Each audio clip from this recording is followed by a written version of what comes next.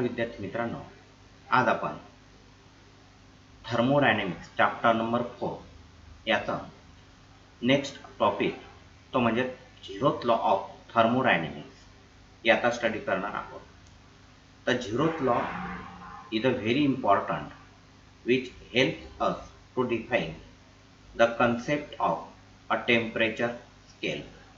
Temperature scale याचा concept define करण्यासाठी zeroth law of thermodynamics हा आपल्याला मदत करत असतो.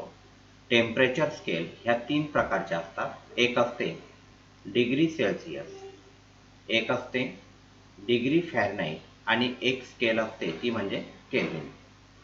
तर या डिग्री सेल्सिअस, डिग्री फॅरनहाइट आणि केल्विन या 3 टेम्परेचर स्केल डिफाइन करण्यासाठी झिरोथ लॉ ऑफ थर्मोडायनेमिक्स हा मदत करत असतो. तर झिरोथ लॉ ऑफ थर्मोडायनेमिक्स याचा स्टेटमेंट हे आपल्याला इथं बघायचं आहे. तर झिरोथ लॉ ऑफ थर्मोडायनेमिक्स तो ह्या डायग्रामच्या साहाय्याने हा रिप्रेझेंट केलेला आहे. According to zeroth law of thermodynamics बघा इथं एकूण 3 सिस्टीम दाखवलेल्या आहेत. एक सिस्टीम ए आहे, एक सिस्टीम बी आहे आणि तिसरी सिस्टीम ही सी आहे. दोन सिस्टीम जर थर्मल इक्विलिब्रियम मध्ये असतील, दोघं सिस्टीम थर्मल इक्विलिब्रियम मध्ये आहे, याचा अर्थ काय, दोघांचंही टेम्परेचर सारखं आहे. थर्मल इक्विलिब्रियम याचा अर्थ की ज्यावेळेला टेम्परेचर सारखा असतो बॉडीचं तेव्हा त्या बॉडी थर्मल इक्विलिब्रियम मध्ये आहेत असं म्हणतात. मग दोन बॉडी थर्मल इक्विलिब्रियम मध्ये आहेत. बघा, एक बॉडी ए आणि दुसरी बॉडी बी ही थर्मल इक्विलिब्रियम मध्ये आहे. एक बॉडी ए आणि दुसरी बॉडी सी ही पण थर्मल इक्विलिब्रियम मध्ये बघायचं. Body A and body C are in thermal equilibrium. हा जो डबल एरो आहे, हा डबल एरो काय सांगतो की बॉडी ए आणि बॉडी बी थर्मल इक्विलिब्रियम मध्ये आहे. इथं हा डबल एरो दाखवलेला आहे, तो काय सांगेल की इथं बॉडी ए आणि बी ह्या थर्मल इक्विलिब्रियम मध्ये आहे. याचा अर्थ काय, त्यांचं टेम्परेचर सारखं आहे. मित्रांनो, थर्मल इक्विलिब्रियम याचा अर्थ काय की ज्यावेळेला टेम्परेचर सारखं असतं तेव्हा ते थर्मल इक्विलिब्रियम मध्ये आहेत असं म्हणायचं. If two systems are in thermal equilibrium with a third system, जर दोन सिस्टीम ह्या थर्मल इक्विलिब्रियम मध्ये असतील तिसऱ्या सिस्टीमशी, they are also in thermal equilibrium with each other. याचा अर्थ they are also in thermal equilibrium with each other याचा अर्थ इथं बघा, जर सिस्टीम ए आणि सी थर्मल इक्विलिब्रियम मध्ये आहे, सिस्टीम ए आणि बी थर्मल इक्विलिब्रियम मध्ये आहे, तर त्यावेळेला सिस्टीम बी आणि सी ही सुद्धा थर्मल इक्विलिब्रियम मध्येही असते. हा त्याचा अर्थ झाला. जर सिस्टीम ए आणि बी थर्मल इक्विलिब्रियम मध्ये आहे, सिस्टीम ए आणि सी थर्मल इक्विलिब्रियम मध्ये असेल, तर सिस्टीम बी आणि सी ही सुद्धा थर्मल इक्विलिब्रियम मध्ये आहे. तर आता याच्यावरतून याचं स्पष्टीकरण हे आपण ह्या पद्धतीने देतो की जो डबल एरो आहे, that double arrow represents that systems are in thermal equilibrium.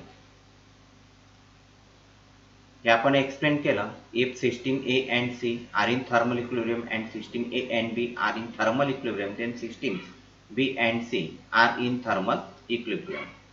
मग तिघही सिस्टीम यांचं टेम्परेचर सारखं असेल. थर्मल इक्विलिब्रियम याचा अर्थ काय की तिघही सिस्टीम ए बी आणि सी यांचं टेम्परेचर सारखं असेल. आता एक एक्झाम्पल म्हणून या झिरोथ लॉ ऑफ थर्मोडायनेमिक्स याचा इथं घेतलेला आहे. For example, when we use the thermometer, बघा हा थर्मोमीटर आहे, is use to measure temperature of an object. Object म्हणून इथं लिक्विड घेतलेला आहे. When we use thermometer to measure the temperature of an object, we use the same principle. Same principle म्हणजे कोणता की थर्मल इक्विलिब्रियमचा प्रिन्सिपल आपण या ठिकाणी हा यूज करत असतो. When thermometer and object are in thermal equilibrium, ज्यावेळेला लिक्विड म्हणजे ऑब्जेक्ट आणि thermometer R in thermal equilibrium, तर त्यावेळेला तो थर्मोमीटर हा टेम्परेचर दाखवत असतो ह्या ऑब्जेक्टचं.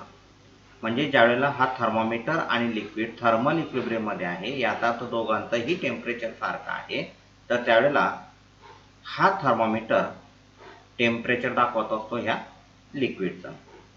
The zeroth law therefore enable us to use a thermometer to compare the temperature of different object. वेगवेगळ्या ऑब्जेक्टचं टेम्परेचर कम्पेअर करण्यासाठी थर्मोमीटर याचा यूज हा केला जातो। जर याच्याऐवजी हा थर्मोमीटर घेतला आणि दुसऱ्या बॉडीच्या कॉन्टॅक्टमध्ये जर आणला तर त्यावेळी तो थर्मोमीटर त्या बॉडीचं टेम्परेचर टाकते, म्हणजे ह्या बॉडीचा टेम्परेचर आणि त्या बॉडीचा टेम्परेचर मग आपण त्या ठिकाणी हा कम्पेअर करू शकतो। थोडक्यात काय की झिरोथला थर्मल इक्विलिब्रियम ह्या कन्सेप्टवरती हा डिपेंड आहे। टेम्परेचर ही मेजरेबल क्वांटिटी आहे, जी क्वांटिटी आपण मोजू शकतो, आपण त्याला फिजिकल क्वांटिटी म्हणत असतो आणि म्हणून टेम्परेचरला आपण मोजू शकतो आणि म्हणून temperature is a measurable quantity. ज्यावेळेस आपण ह्या टेम्परेचरचा अभ्यास करतो, the science of measuring the temperature, त्याला थर्मोमेट्री म्हणतात। The science of measuring temperature त्याला आपण थर्मोमेट्री म्हणतात, की ज्याच्यामध्ये डिफरंट स्केल्स याचा वापर केला जातो। कोणकोणत्या स्केल अगोदर आपण बघितलं की केल्विन स्केल एक असते, एक डिग्री सेल्सिअस स्केल असते आणि एक फॅरनाईट स्केल ही असते। द सायन्स ऑफ मेजरिंग टेम्परेचरला थर्मोमेट्री म्हणतात, की ज्या थर्मोमेट्रीमध्ये म्हणजे आपण कशाचा अभ्यास करतो, डिफरंट स्केल्स टेम्परेचर मोजण्यासाठी वापरतात त्याचा अभ्यास केला जातो। आणि method of measuring the temperature, आणि टेम्परेचर मोजण्याच्या मेथड्स याचा अभ्यास आपण या थर्मोमेट्रीमध्ये करतो। त्याच्यानंतर पुढचा टॉपिक आहे की हीट। तर हीट आपल्याला माहिती आहे की त्या सबस्टन्समध्ये हीट साठवलेली असते आणि जर समजा डिफरंट टेम्परेचर असलेल्या बॉडी जर एकमेकांच्या कॉन्टॅक्टमध्ये जर आणल्या तर काय होतं नेहमी की जी हीट आहे ही हीट हाय टेम्परेचर असलेल्या बॉडीकडून लो टेम्परेचर असलेल्या बॉडीकडे ही ट्रान्सफर होत असते। म्हणजेच बघा इथं डायग्राम दाखवलेले, ज्या बॉडीचं टेम्परेचर जास्त आहे त्या बॉडीकडून कमी टेम्परेचर असलेल्या बॉडीकडे हीट ही ट्रान्सफर होत असते। म्हणून व्हेन टू सबस्टन्सेस की ज्यांचं सुरुवातीला टेम्परेचर हे डिफरंट असेल are brought in contact with each other, म्हणजे वेगवेगळं टेम्परेचर असलेल्या बॉडी जर एकमेकांच्या कॉन्टॅक्टमध्ये जर आणल्या तर जी हीट आहे ती हीट हाय टेम्परेचरकडून लो टेम्परेचर असलेल्या बॉडीकडे ही ट्रान्सफर होते। म्हणजे ज्या बॉडीचा टेम्परेचर जास्त आहे त्या बॉडीने हीट लॉस केली आणि ज्या बॉडीचा टेम्परेचर कमी आहे त्या बॉडीने हीट ही गेन केली। गेन म्हणजे मिळवणे आणि लॉस म्हणजे काय, खर्च करणे। जास्त टेम्परेचर असलेल्या बॉडीकडून कमी टेम्परेचर असलेल्या बॉडीकडे हीट ही ट्रान्सफर होत असते। त्याच्यानंतर पुढचा टॉपिक आपल्याला इथं घ्यायचा आहे तो म्हणजे इंटरनल एनर्जी। तर आपण कोणतीही सिस्टीम जर इथं कन्सिडर केली, कोणतीही सिस्टीम मग ती एकतर लार्ज असेल किंवा जी स्मॉल असेल। अगोदर आपण बघू मित्रांनो की सिस्टीम म्हणजे काय। सिस्टीम याचा अर्थ ज्याचा अभ्यास करतो आपण त्याला सिस्टीम म्हणतो। समजा हा पेन आहे, याचा मला अभ्यास करायचा आहे तर ही पेन काय झालं माझ्यासाठी सिस्टीम असेल। वॉटर घेतलं तुम्ही ग्लासमध्ये, त्याचा अभ्यास करायचा, वॉटर आपल्यासाठी काय झाली सिस्टीम असेल। मग ती सिस्टीम एकतर लार्ज असेल किंवा स्मॉल असेल। आणि कोणतीही सिस्टीम जर असेल तर ती काय असते, consist of large number of molecules. बघा प्रत्येक सिस्टीम मध्ये लार्ज नंबर ऑफ मॉलिक्यूल्स हे असतात। मग इथं आपण इंटरनल एनर्जी याची डेफिनेशन आपल्याला इथं द्यायची आहे। आता इंटरनल एनर्जी याची डेफिनेशन अशी दिलेली आहे, मात्र याचं स्पष्टीकरण आपण इथं नंतर घेऊ। इथं आपण असं कन्सिडर करू, एक ग्लास आहे वॉटरने भरलेला आणि त्या ग्लासला आपण इथं टेबलवरती ठेवलेला आहे। Consider a glass is a kept on the table. मग त्या ग्लासला कायनेटिक एनर्जी ही नसेल, no kinetic energy to the glass. कारण की कायनेटिक एनर्जी केव्हा असते की ज्यावेळेला बॉडी ही मोशन मध्ये असते त्यावेळेला त्या बॉडीला कायनेटिक एनर्जी असते। When glass of water kept on a table no kinetic energy because it is not moving. परत इथं असं कन्सिडर केलं याची पोटेन्शियल एनर्जी सुद्धा झिरो घेतलेली आहे। त्या ग्लासची पोटेन्शियल एनर्जी झिरो घेतलेली आहे। त्या ग्लासमध्ये असलेले वॉटर याची पण कायनेटिक एनर्जी झिरो घेतलेली आहे। मात्र जर आपण इंटरनल स्ट्रक्चर जर बघितलं या ग्लासमध्ये असलेल्या वॉटरचं, तर हे जे वॉटर मॉलिक्युल्स आहेत हे वॉटर मॉलिक्युल्स हे रॅन्डम मोशन मध्ये असतात, रॅन्डम स्पीड मध्ये असतात, ते इतरत्र त्या ठिकाणी असे फिरत असतात, ते स्थिर नसतात, ते एका ठिकाणी थांबलेले नसतात। तर त्या वॉटर मधील जे मॉलिक्युल्स आहेत ते मॉलिक्युल्स यांची रॅन्डम मोशन ही असते। जर आपण असं बघितलं ग्लास घेतला फक्त टेबलवर ठेवून दिला, तर ग्लासमध्ये पाणी टाकलेलं आहे, तर ते काय होतं आपल्याला की पाणी स्थिर वाटतं, मात्र तर पाण्याच्या आतले जे मॉलिक्युल्स आहेत वॉटर मॉलिक्युल्स यांना जर आपण मायक्रोस्कोपच्या खाली जर बघितलं तर त्यात वॉटर मॉलिक्युल्स हे नेहमी कशा असतात, रॅन्डम स्पीड मध्ये असतात। म्हणजे वॉटरचे मॉलिक्युल स्पीड मध्ये आहेत, वॉटर स्पीड मध्ये नाही मित्रांनो। त्याच्यामुळे वॉटरला कायनेटिक एनर्जी झिरो आहे, त्याची पोटेन्शियल आपण झिरो कन्सिडर केली। मात्र त्या वॉटर मध्ये असलेले मॉलिक्युल्स हे रॅन्डम आणि डिसऑर्डर्ड मोशन मध्ये असतात. त्या वॉटर मधील जे मॉलिक्युल ते कसे असतात, ते रॅन्डम आणि डिसऑर्डर्ड मोशन मध्ये असतात. आणि त्या सिस्टीम मध्ये म्हणजे वॉटर आपल्यासाठी झाली इथं ही सिस्टीम, तर त्या वॉटर मधले जे मॉलिक्युल्स आहेत ते आता रॅन्डम आणि डिसऑर्डर्ड मोशन मध्ये आहे, म्हणजे आता त्यांना मोशन आहे. आणि अशा मोशनमुळे ती जी एनर्जी असते त्याला इंटरनल एनर्जी हे म्हणतात. आणि म्हणून इंटरनल एनर्जी ची ही डेफिनेशन दिलेली आहे. इंटरनल एनर्जी म्हणजे काय, the energy associated with a random disordered motion of molecules of a system. त्या सिस्टीमच्या मॉलिक्युलमध्ये असलेल्या रॅन्डम आणि डिसऑर्डर्ड मोशनमुळे जी एनर्जी असते तिला इंटरनल एनर्जी ही म्हणत असतात. आणि म्हणून कायनेटिक एनर्जी नाहीये त्या वॉटरला, पोटेन्शियल एनर्जी पण नाहीये.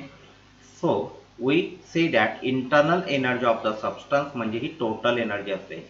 सबस्टन्सची जी इंटरनल एनर्जी आहे तीच काय असते, त्याची टोटल एनर्जी असते. कारण की टोटल एनर्जी आपण कशी काढत असतो, टोटल एनर्जी म्हणजे ही कायनेटिक एनर्जी आणि पोटेन्शियल एनर्जी ही दोघांची ही बेरीज असते.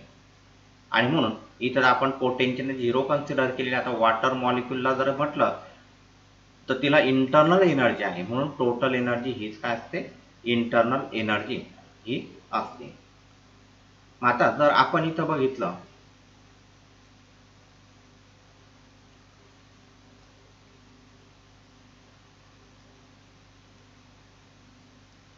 मोनो ॲटॉमिक गॅस, हा आता इथं कन्सिडर केला. मोनो ॲटॉमिक गॅस असतो, डायटॉमिक गॅस असतो, पॉलीॲटॉमिक गॅस असतो. तर हा जो मोनो ॲटॉमिक गॅस याचा अर्थ काय, की ज्या गॅसमध्ये फक्त एकच मॉलिक्यूल असतो त्याला मोनो ॲटॉमिक गॅस असतात. आणि noble gases are the mono atomic gas. आता नोबल गॅसेस कोणकोणते असतात मित्रांनो, तर नोबल गॅसेस म्हणजे that noble gases are the helium noble gas आहे, helium, argon, krypton, xenon and radon.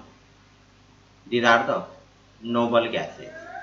तर ह्या नोबल गॅस म्हणजे काय, की ज्याच्यामध्ये काय असतं, फक्त एकच ॲटम असतो, त्याला मोनो ॲटॉमिक गॅस म्हणतात.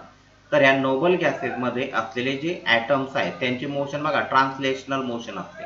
म्हणजे ते एका सरळ रेषेमध्ये जातात, एकमेकांवर ते कोलाइड होतात. कोणत्याही दोन सक्सेसिव्ह कोलिजन मध्ये त्यांची मोशन ही स्ट्रेट लाईन असते, म्हणून आपण त्याला ट्रान्सलेशनल मोशन म्हणतो किंवा त्याला लिनियर मोशन म्हणतो. आणि म्हणून for ideal mono atomic gas such as आर्गॉनसाठी इंटरनल एनर्जी ही फक्त ट्रान्सलेशनल कायनेटिक एनर्जीमुळे ही असते. इंटरनल एनर्जी ही यू सिम्बॉलने दाखवतात आणि इंटरनल एनर्जी फक्त ट्रान्सलेशनल कायनेटिक एनर्जीमुळे ही असते. मात्र जर याच्या ऐवजी पॉलीॲटॉमिक गॅस जर कन्सिडर केला, फॉर एक्झाम्पल पॉलीॲटॉमिक गॅस की ज्याच्यामध्ये अनेक ॲटम असतात, म्हणजे ज्यावेळेला त्या सब सिस्टीम मध्ये किंवा गॅसमध्ये 2 पेक्षा अधिक ॲटम असतात त्याला पॉलीॲटॉमिक गॅस म्हणतात. किंवा समजा 2 घेतले तर तो डायटॉमिक गॅस झाला.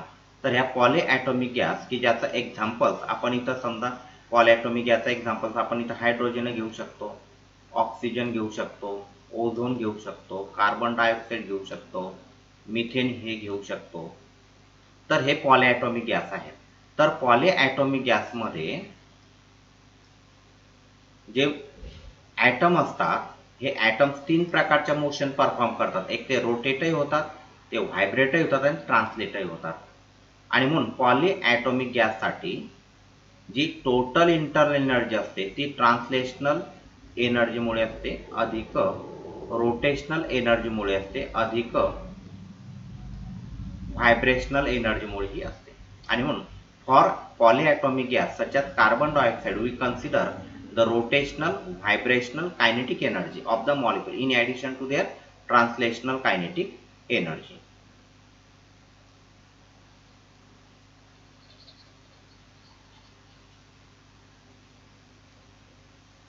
मात्र लिक्विड्स किंवा सॉलिड जर आपण इथं कन्सिडर केला तर लिक्विड आणि सॉलिड मध्ये जो इंटरमॉलिक्युलर फोर्स ऑफ अट्रॅक्शन तो जास्त असतो गॅसमध्ये असलेला इंटरमॉलिक्युलर फोर्स ऑफ अट्रॅक्शन पेक्षा. आणि म्हणून in case of liquids and solid त्याच्यामध्ये फक्त आपण पोटेन्शियल एनर्जी कन्सिडर करत असतो मित्रांनो. कारण की गॅसमधील जे मॉलिक्युल्स आहेत ते रॅन्डम मोशन ते परफॉर्म करतात, त्यांच्यामध्ये इंटरमॉलिक्युलर फोर्स ऑफ अट्रॅक्शन कमी असतं. मात्र लिक्विड्स आणि सॉलिडमध्ये जे मॉलिक्युल्स आहेत त्यांच्यामध्ये इंटरमॉलिक्युलर फोर्स ऑफ अट्रॅक्शन जास्त असतो as compare to the gas molecules, आणि म्हणून त्या मॉलिक्युल्सला फक्त पोटेन्शियल एनर्जी असते, कायनेटिक एनर्जी ही नसते. आणि म्हणून in case of liquids and solid we need to consider the potential energy of the molecules due to the intermolecular attractive force. हे जे आपण इथं डिस्कस केलं ते फक्त मॉलिक्यूल साठी डिस्कस केलं, ते फक्त आपण ॲटम साठी डिस्कस केलं. आणि म्हणून remember this is again at the molecular level, म्हणजे मायक्रोस्कोपिक लेवलसाठी. आणि जी इंटरनल एनर्जी आहे याचा सिम्बॉल आपण हा यू सिम्बॉल इथं रिप्रेझेंट करत आहोत. तर हे झाले इंटरनल एनर्जीसाठीचं.